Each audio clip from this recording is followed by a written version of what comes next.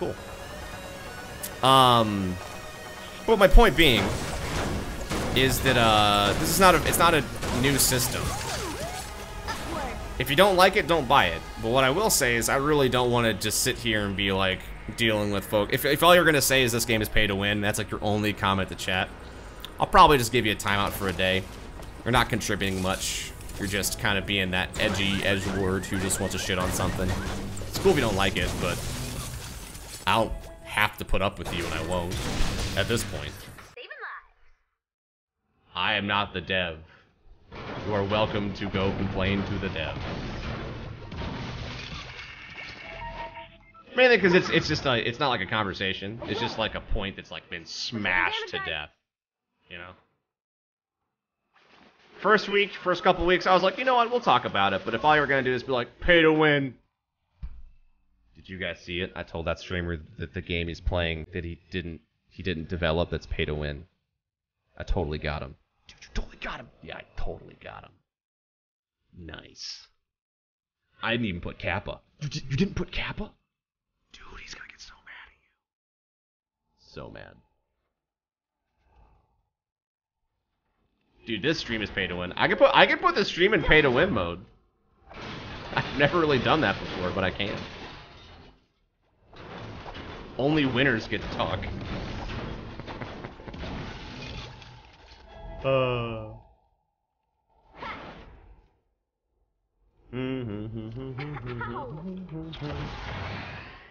Ooh, their skins paying. That's the only thing I dislike about Fortnite. Their system has no heroes people want in the boxes. Wait, their system has the heroes people want in the boxes. I mean, yeah, but like I said, it's going to be a free-to-play game.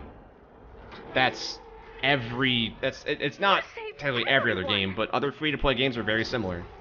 Especially mobile games. Look at the big fad right now is those like games like Final Fantasy Brave Exvius, the Fire Emblem, whatever the game is called, the one on mobile. I think there's one for like people who are big into like anime stuff, to where it's the same thing. You want your favorite anime character, you want your favorite Fire Emblem character, Final Fantasy character, you got to keep rolling and keep spending money or keep using whatever the currency they have is. But this is more of a fully fleshed out game that has more content to it. And it's not done super often, but I think the way this game does it is good. You know, this game is designed for some people, and if it's not for you, it's not for you. Simple as that, yo. Fire Emblem Heroes, yeah, exactly. And there's also like things like Clash of Clans. If you want to be competitive in that game, you got to spend money, right? Magic the Gathering. Collectible card games. If you want to be competitive, so if you want to talk about pay to win, there's a huge barrier of entry in those games compared to games like this. Or like League of Legends.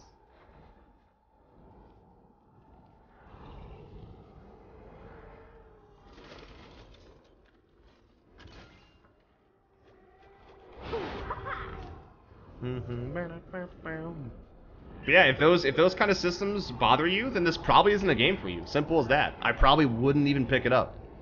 Because that's how the game fundamentally operates.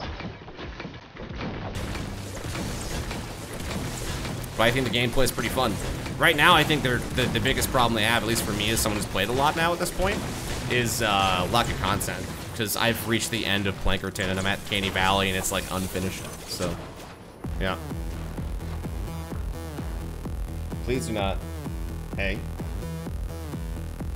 Do not touch the cord.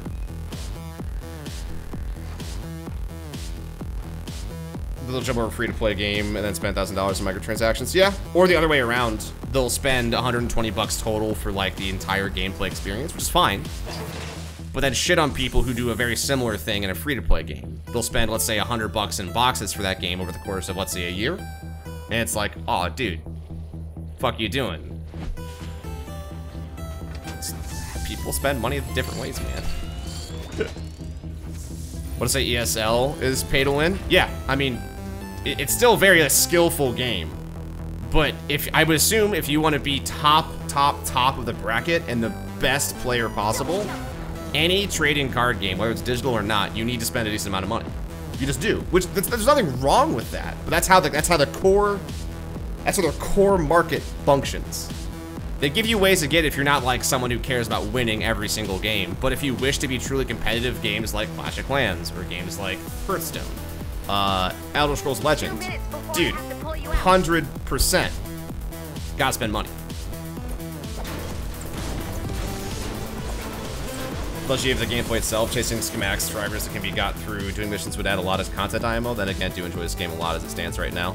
Yeah, I mean, there's a lot of things they could be doing. They could expand the quest system a lot more to where you could get a daily quest that maybe sometimes would give you like, hey, instead of getting V-Bucks today, you get a random legendary hero. But, you know, whatever. But yeah, if you do, I think you get 2 daily quests a day. So if you log in and do both of them, you can get a llama per day, and then you have your login rewards and all that kind of stuff too.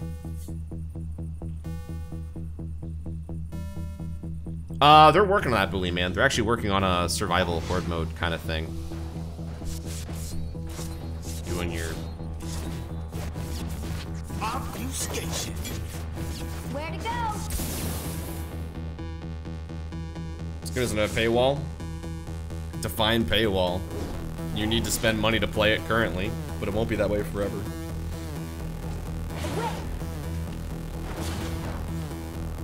But it's not like other, let's say, free-to-play, a mobile game where in order to keep playing, you need to have energy, which you accumulate over time to play.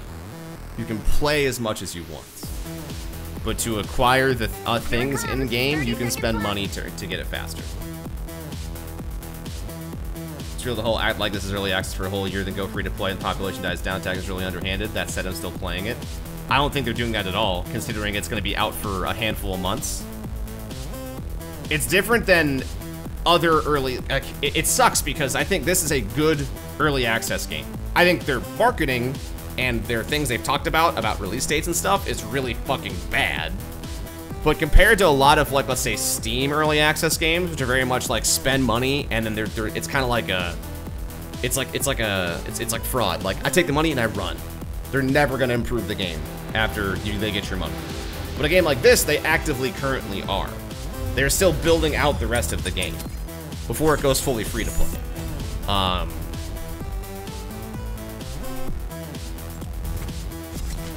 I agree, that tactic sucks, but I don't think that they're employing that tactic. I don't think it is wrong for a company who is releasing a game to have investment early on if done appropriately. Like, it's the whole thing where because some games have done things in a really underhanded, shitty manner, it has ruined the overall community's opinion of how things like microtransactions work, right? Because most of the time, they suck. Most of the time, in a lot of games, they are there just to take your money with as little, like, benefit to you as a player as possible. Same with, like, DLCs. Because there are some companies who are like, all right, you get one map, 50 bucks. Like, stuff like that is why things like even DLC content is frowned upon. Day one DLC content is frowned upon because people think they cut it out and then put it out as like a bonus, when in reality, some companies keep working after a game goes gold. But the crimes of a few shitty people influence the opinion of the entire industry. And that goes with streamers too, right? Like, if someone logs on to Twitch and they see somebody for the very first time, the first interaction they have is a guy hating on a specific race of people or whatever the fuck. Maybe they're yelling at their wife or something, and that's like their first interaction. Then every other Twitch streamer past that is then measured to that, being like, well, I don't think Twitch streamers are nice because that one guy yelled at his wife. Or, you know, take your pick. The point I'm trying to make is that do research yourself.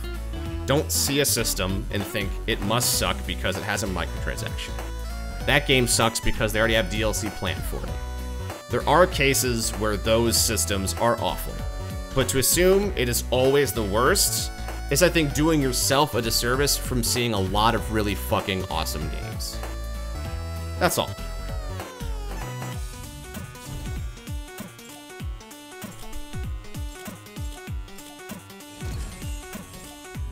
Like, and I'm not paid by Fortnite to play their game. I play it because I genuinely enjoy it, you know? Only thing they gave me was a deluxe edition, and then I spent a lot of extra money because I enjoyed it, upgrading to the next to highest Founders Edition and stuff like that. Volt Legacy, thank you for the brand new sub with Twitch Prime.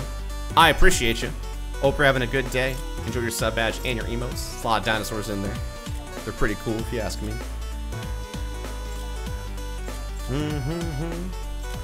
Well, I mean, that's just life in general, Ultimate Stories. A lot of people don't do research before coming to a conclusion. That's effort. Heck, I'm guilty of that, dude. I'll hear something and I'm like, man, now I have a bad opinion of that thing, whatever it is. You know? Take, for example, when I first heard Mario X Rabbids Kingdom Battle, and I was like, is Nintendo really working with Ubisoft trying to make a whatever the hell game that they're making? Like, dude. Like, hearing that, I was like, dude, that game's gonna suck. That's gonna be the worst game ever. And then I saw the E3 trailer for it, and I'm ecstatic and excited for that game. Because I love XCOM, and it's Nintendo working with Ubisoft to create something really unique. And I don't think Nintendo purposefully makes bad games. So I have a lot of faith in that product now. But when I first heard about it, I had a predisposition to it being bad without doing research. You know? Like, it's different. But I don't think you should write as many things off as a person. Because I think you miss out on a lot of awesome experience, awesome people, awesome things in general. You know? Man, I sound like I'm just on a high horse right now, and I'm sorry. It's just, I'm really passionate about stuff like that because I'm not a game developer, but I have so many friends who are, and I feel like, not to play like the plight of the game dev card or anything like that, but it's just like, I genuinely feel like sometimes when they're talking to me, I feel like they get disheartened because a lot of the way things are received, and it's just, I wanna, I guess, do my part as a video gamer who maybe has a small bit of an audience to let them know that, to educate themselves on stuff, you know? But I probably just sound like a higher than thou asshole, I'm sure. But Arrow, thank you for 13 months. You are amazing, I love you. And I appreciate you. I'm actually gonna hop offline, guys. It's 9 o'clock, and I need to make sure my cat's doing okay. She seems like she's okay for now. But